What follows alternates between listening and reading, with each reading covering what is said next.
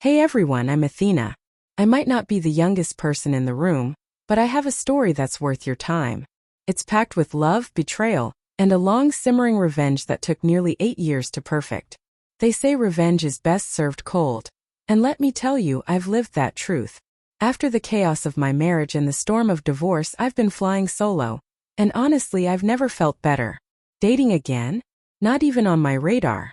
After surviving that whirlwind, heartbreak has become something I've learned to live without.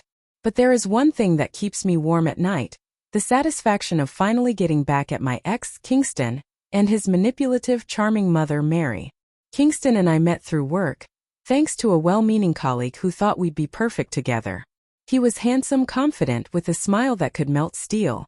He wasn't wealthy, but he made me laugh, made me feel seen, and in those early days that was more than enough. Maybe love really could conquer all, I thought. In the beginning, we were inseparable, the kind of couple that made everyone roll their eyes. We danced in the kitchen, whispered ridiculous jokes, and planned a future over cheap wine and takeout. But that honeymoon phase didn't last. Slowly, Kingston's true nature started to show. He would criticize my spending, claiming I was too frugal, that I cared more about money than love. Can you imagine? Just because I earned more didn't mean I was greedy. Yet he twisted my sense of responsibility into guilt. He would pout, argue, and manipulate until I started questioning myself. I tried to please him, loosen up, spend more to make him feel equal. Foolish in love, I covered over 70% of our wedding expenses myself. I told myself it was fine, that money shouldn't define love, but inside I was quietly hurting. That hurt would only grow. Then came the ultimate shock. A few months into our marriage, Mary decided to move in, without so much as asking me. I came home one afternoon to find her standing in our living room, luggage at her side, grinning like she owned the place. "Surprise, Athena," she said sweetly. What are you doing here?" I stammered, utterly stunned. "Oh, get used to it," she replied, waving her hand. "I'm moving in." I looked at Kingston, expecting him to laugh or protest. But he didn't. He just shrugged. "Relax, Athena. I invited her. She'll stay for a while," he said casually. "A while? We never discussed this," I snapped. His smirk was infuriating. "You make enough money to take care of all of us. What's the problem? My mom can't fend for herself forever." I froze. Those words still echo in my mind. My mom, my house, my rules. Our house was rented, mind you, in both our names, but I paid every single bill. In 5 years, he hadn't once bought me a gift. Not that it was about the material things, but about effort, and he couldn't even manage that. Now I was forced to support his mother too. A woman who refused to lift a finger. Cooking, cleaning, anything, I was doing it all. I became the maid, the provider, and the enemy in my own home. Months passed, and my frustration grew until I confided in a colleague. When I mentioned Kingston, his face turned pale. I pressed him, and finally he revealed the truth. Kingston was a gambler. Worse, he had been fired from his previous job for stealing company money. First, I refused to believe it. Kingston, my husband? But then came the proof: screenshots, photos, evidence of him gambling and flirting with other women. My stomach churned. That evening, I came home consumed with rage. "I know everything, Kingston," I yelled the moment I stepped through the door. "The gambling, the stealing, all of it. And do you know what he did?" He didn't flinch. He didn't even look guilty. Instead, he laughed. "Not everyone wants to live like a penny-pinching middle-class worker like you, Athena," he sneered. "I'm learning how to win big. Soon I'll be making millions." I stared at him, my pulse pounding. "You're insane. Where did you get the money for this?" He smirked, that smug little twist of his lips that used to charm me once. "Your savings came in handy." I froze. My savings? My years of hard work gone. My voice cracked as I screamed, "How could you do this to me?" Before he could answer, his mother, Mary, stormed into the room like she'd been waiting for her cue. "My son is smart, Athena," she snapped. "He'll hit it big one day. You're just jealous." "Jealous?" I spat. "He stole from me." "Your money is his money," she hissed. "You should be grateful he's even with you." That was it. The final straw. I took a deep breath and said quietly, "You're both disgusting. I'm done." That night, I made the hardest but most freeing decision of my life. I filed for divorce. Of course it wasn't easy. Kingston begged, cried, then turned vicious. He threatened to take half my assets, demanded alimony, and his mother called me nonstop, trying to guilt-trip me. But I didn't budge. My lawyer helped me corner him legally. I even threatened to press charges for the money he stole. That finally forced him to sign the divorce papers. Even then, I lost a huge part of my savings, money I knew I'd never get back. As I packed my things, Kingston hurled his final poison at me. "You haven't won, Athena," he spat. "You're just a bitter witch," Mary sneered. "I'll be richer than you one day. You'll come begging." I smiled through my tears. "We'll see about that." After the divorce, I left my job, moved to another state, and rebuilt my life from scratch. It wasn't easy, long nights, endless hours, and sheer determination, but I made it.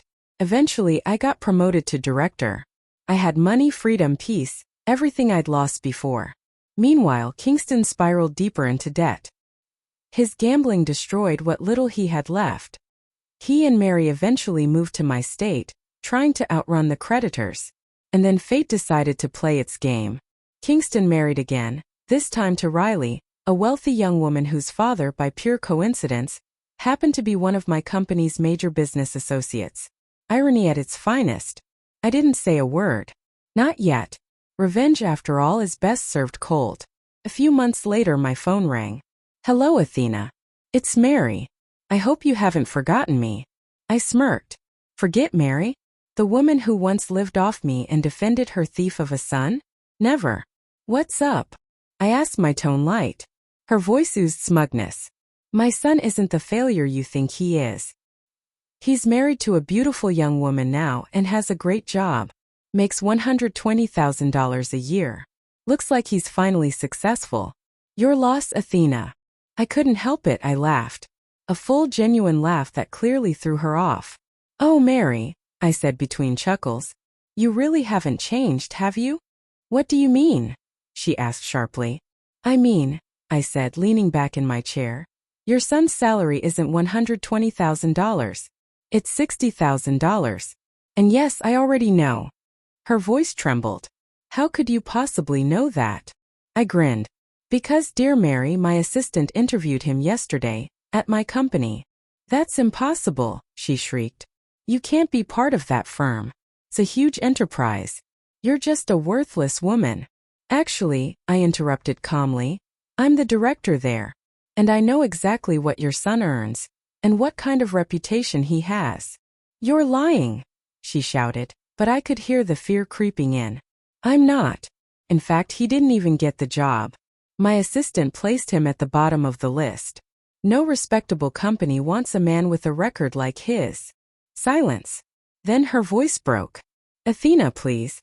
Look, you've done so well in life. Just remember, my son supported you once too. Maybe help him out? Give him the job." I laughed again. "Stop making me laugh, Mary. After everything you and Kingston did to me, you expect me to help you? You called to brag, remember? I just wanted people to know he's not a loser," she snapped defensively. "He's married to a rich, beautiful girl now. She's even richer than you." "Is that so?" I said slowly. "Then you won't mind if I tell her the truth." I heard her gasp. "Yes, I saw you on her Facebook. She thinks her husband has a $120,000 job and owns multiple properties. Mind if I tell her the truth?" "No. No, Athena, listen to me," she begged. "Don't do this to Kingston. You've come so far in life. Don't dwell on the past. Have pity on us.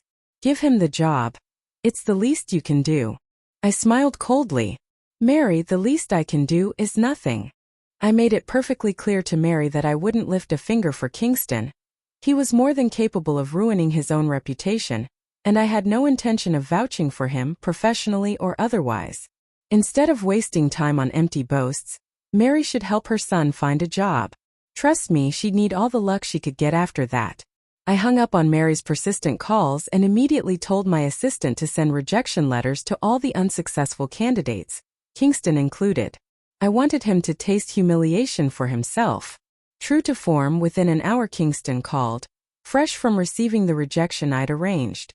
His voice was no longer arrogant, it was desperate.